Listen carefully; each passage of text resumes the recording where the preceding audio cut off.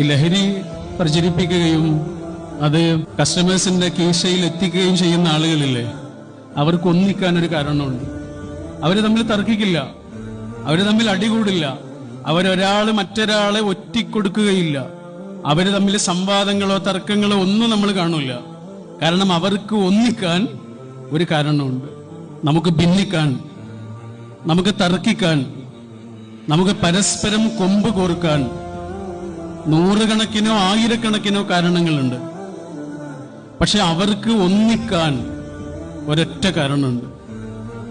ആ ഒരൊറ്റ കാരണത്തിന്റെ കൊമ്പിൽ പിടിച്ച് അവരൊരു തലമുറയെയാണ് കൊണ്ടുപോകുന്നത് എന്ന് നമ്മൾ എത്ര വേഗം തിരിച്ചറിയുന്നുണ്ടോ അത്രയും നല്ലതായിരിക്കും.